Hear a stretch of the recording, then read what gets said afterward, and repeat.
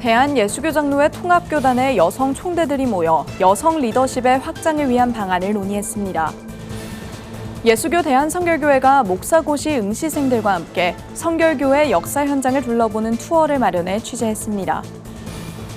동성애자 축복식을 진행한 이동환 목사가 기독교 대한감리회를 상대로 낸 정직 무효 소송 1심에서 패소했습니다. 한국전쟁 직후 전남 지역에서 기독교인 124명이 적대 세력에 희생된 사실이 공식 인정받게 됐습니다. 서울 창신교회가 김제 가실교회에서 1일 여름 캠프를 개최했습니다.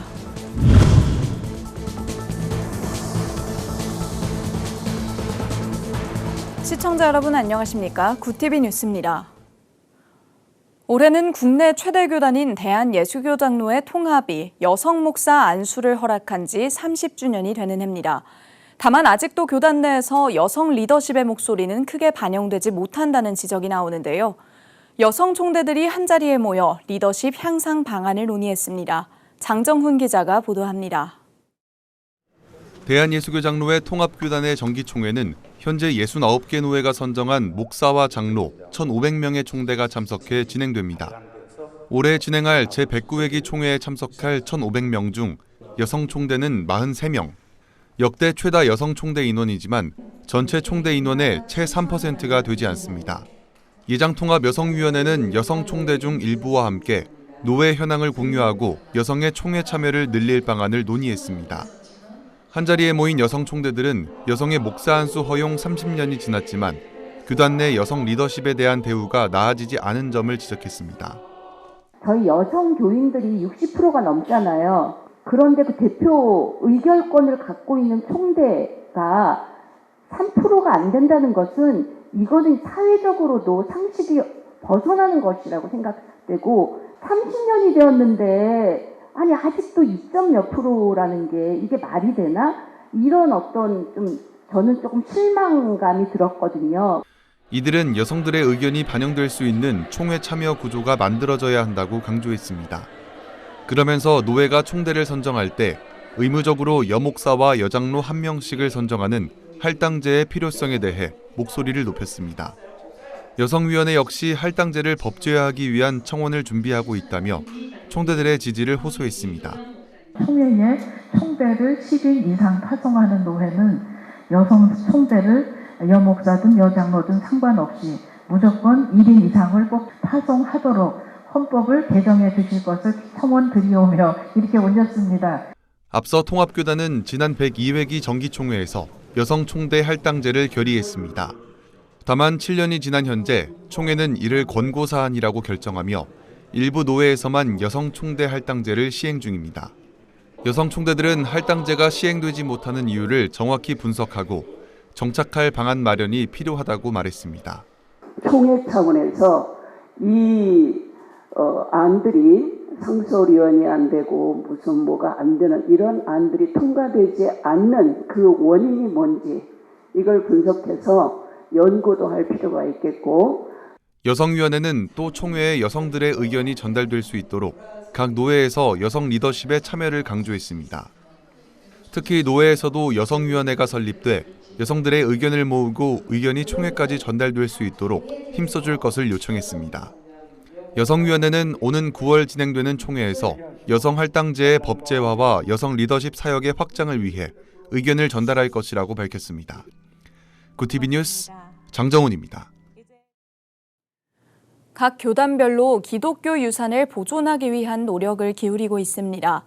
예수교 대한성결교회는 첫 교회 설립부터 노방 전도지 등 보존되지는 않았지만 잊혀지지 않기 위해 당시 현장을 둘러보는 투어를 마련했습니다. 보도에 김효미 기자입니다. 세종대로 사거리에서 열심히 설명을 듣고 있는 청년 목회자들. 이들은 예수대한성결교회 목사고시 응시생들로 성결교단의 태동부터 노방 전도지까지 역사의 흔적을 체험하기 위해 한국 성결교회 역사기행 투어에 따라 나섰습니다.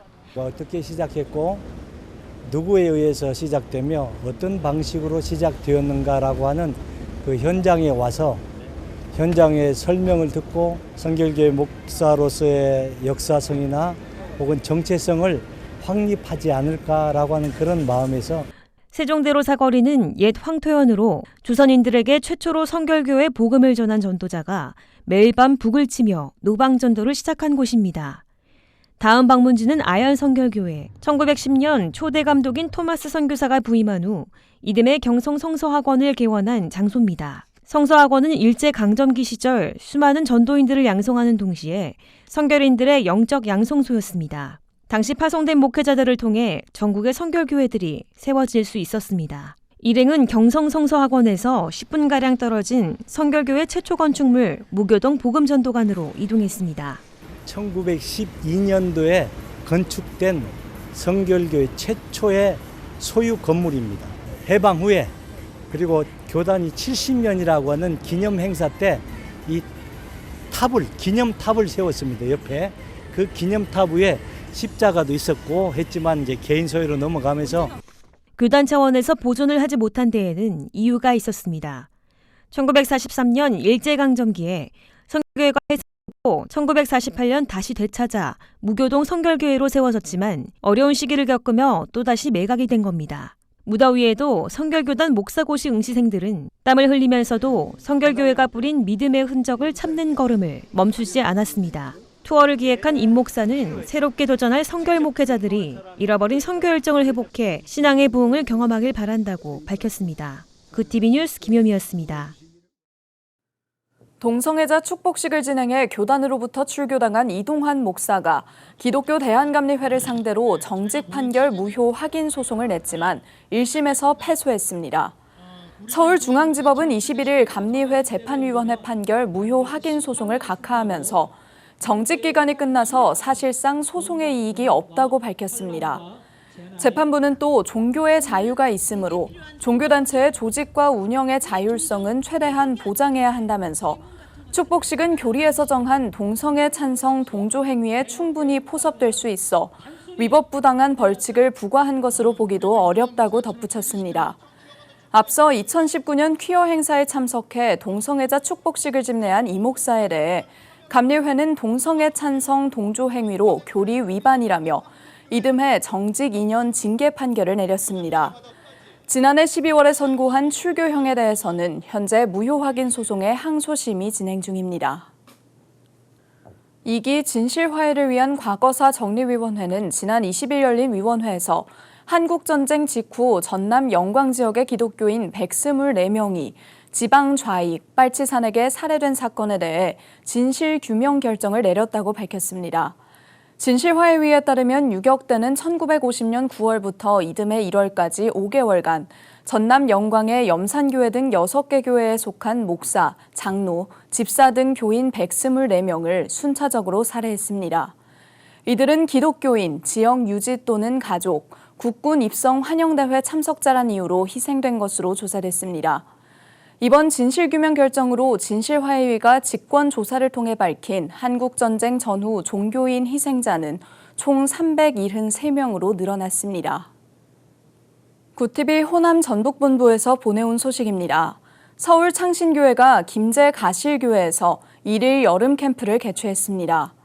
이번 행사는 단기 선교회 하나로 어린이 여름 성경학교, 네일아트, 사진 촬영, 마사지, 스마트폰 사용법 등 다양한 봉사활동이 진행됐습니다. 가실교회 유점열 담임 목사는 창신교회의 헌신과 섬김에 깊은 감사를 표했습니다. 너무 감사합니다. 순서가 또 이렇게 일정이 또 잘 짜져가지고 또 애들과 함께 그 선생님들이 열심히 하고 있는 것 같습니다. 감사합니다. 이 밖에도 유 목사는 더위를 이겨내며 가실교회를 섬겨준 예수님 사랑에 고맙고 감사하다며 받은 사랑을 복음의 섬김으로 베푸는 사역에 앞장서겠다고 다짐을 전했습니다. 러시아가 점령한 우크라이나에서 기독교인들이 심각한 종교 박해를 겪는 것으로 나타났습니다. 영국 크리스천 투데이는 박해 감시 단체 릴리스 인터내셔널의 발표를 인용하며 기독교인에 대한 적대 행위 수준이 소련시대의 억압을 연상시키며 투옥과 고문, 살인이 증가하고 있다고 보도했습니다.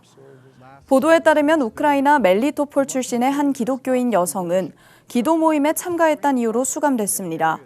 또 러시아의 기독교인 설교자 에두아르트 차로프는 자신의 소셜미디어에 예수 그리스도께서 우크라이나에 살인을 저지르러 가셨는가란 제목의 게시물을 올리자 곧바로 투옥됐습니다.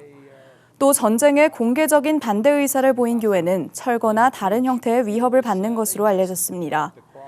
이에 대해 릴리스 인터내셔널의 폴 로빈슨 대표는 이러한 사건들은 러시아와 러시아가 점령한 우크라이나에서 기독교인에 대한 박해가 증가하고 있음을 반영한다며 기독교인 지도자들은 기독교적 입장을 취했다는 이유로 고문당하고 실종되고 살해당했다고 강조했습니다.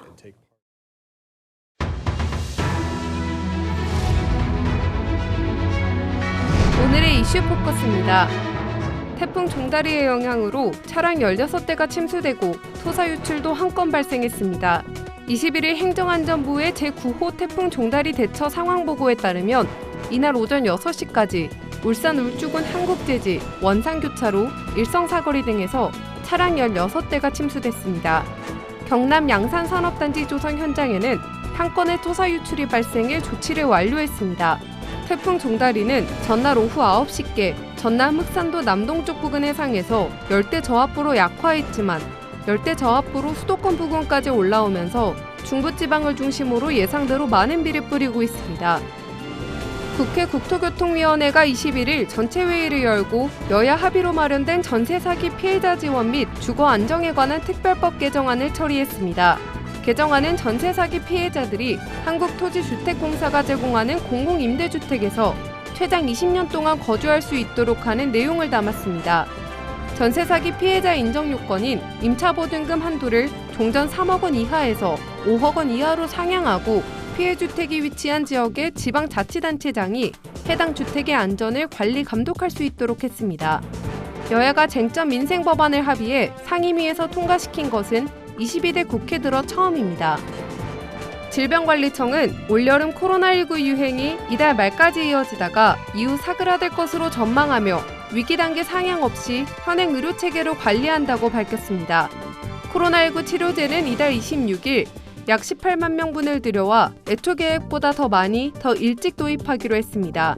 지역미 질병청장은 21일 코로나19 대책반 브리핑을 열고 이번 유행은 다시 거리두기를 하거나 위기 단계를 올리면서 대응해야 하는 수준은 아니고 현행 의료체계 내에서 관리 가능하다고 말했습니다. 질병청에 따르면 코로나19 입원 환자는 7월 셋째 주 226명에서 이달 둘째 주 1,366명으로 늘었습니다. 이번 유행은 지난 겨울 코로나19가 많이 유행하지 않은 상황에서 예방 접종률이 낮았던 점, 새로 출현한 변이인 KP3의 점유율이 지속해서 늘어난 점 등이 복합적으로 작용했습니다. 팀원 위메프 사태에 따른 판매금 미정상 피해액이 최종적으로 1조 3천억 원까지 불어날 것이라는 정보 분석이 나왔습니다. 이번 사태와 관련해 현재까지 정상기일이 지난 미정상 금액은 약 8,188억 원으로 추산되지만 아직 정상기한이 남은 판매금이 있어 향후에도 더 늘어날 가능성이 높습니다. 정부는 피해를 본 판매자들을 돕기 위해 1조 6천억 원 규모의 자금 지원에 나서기로 했습니다. 팀원 위메프의 미정산 사태 발생 이후 현재까지 총 359억 원 상당의 일반 상품 및 상품권이 환불 완료된 상태입니다. 구티비 뉴스 김혜인입니다.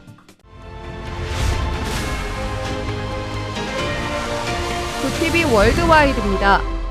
미국 정부가 새로운 핵무기 운용 전략을 승인했습니다. 현지 시간 20일 뉴욕타임즈 보도에 따르면 조 바이든 미국 대통령은 지난 3월 중국과 북한이 러시아와의 3자 조율하에 핵 위협을 가해올 가능성에 새롭게 대비하자는 취지를 담은 핵무기 운용 지침 개정안을 승인했습니다.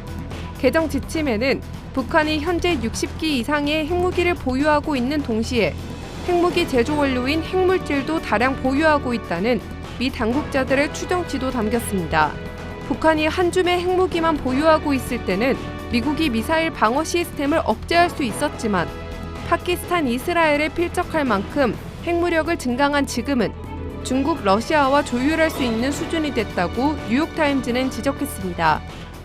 유럽연합이 11월부터 중국에서 생산된 전기차에 대해 최고 46.3%의 관세율을 부과하기로 했습니다. EU 집행위원회는 현지 시간 20일 중국산 전기차를 대상으로 진행 중인 반보조금 조사 관련 확정 관세 초안을 이에 당사자들에게 통보했다며 이같이 밝혔습니다. 이에 따라 최고 관세율은 현행 10%에서 27에서 46.3%로 높아집니다.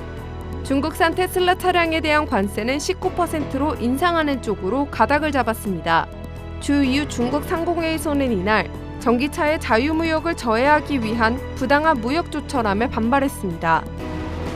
나치 시절 강제수용소에서 타자수로 일한 99세 여성이 유죄 판결을 받았습니다. 독일 연방법원은 현지 시간 20일 살인 방조 미수 혐의로 기소된 이름가르트 프루이너의 항소를 기각하고 집행유예 2년을 선고한 원심을 확정했습니다. 프루이너는 18세이던 1943년 6월부터 1945년 4월까지 슈트트호프 강제수용소에서 파울 베르너 호페 사령관의 비서 겸 타자수로 일했습니다. 독일 검찰은 그의 업무가 나치의 조직적 집단학살을 도왔다고 보고 1,505건의 살인방조와 5건의 살인미수 혐의로 기소했습니다. 독일은 강제수용소 경비병에게 살인방조 혐의를 인정한 2011년 판결 이후 경비병 출신을 줄줄이 재판에 넘겼으나 사무직원 기소는 프루이너가 처음이었습니다. 2023년 캐나다에서 사상 최대 규모인 1,500만 헥타르의 산불 피해가 발생한 데에는 온실가스 배출 등 기후변화로 기상 조건이 악화한 것이 큰 영향을 미쳤다는 연구 결과가 나왔습니다. 캐나다 천연자원부 PUC자인 박사팀은 20일 과학저널 네이처 커뮤니케이션에서 이런 결론을 얻었다고 밝혔습니다. 캐나다는 지난해 산불 시즌에 1972년 국가 차원의 통계가 시작된 이래 최대 규모의 산불 피해가 발생했습니다. 산불로 인해 23만 2천여 명이 대피했으며 화재로 발생한 연기는 1000km 이상 떨어진 지역에도 영향을 미쳤습니다. 연구팀은 이 연구 결과가 인간이 초래한 기후변화로 인한 극단적인 산불 발생 위험과 그에 대한 대응 부담 역시 크게 증가하고 있다는 것을 보여준다고 덧붙였습니다. 굿티비 뉴스 김혜인입니다.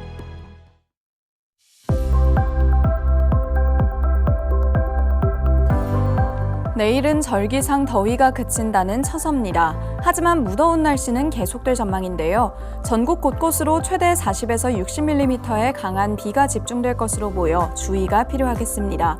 비는 내일 저녁부터 잦아들겠고 모레 새벽이면 모두 그치겠습니다.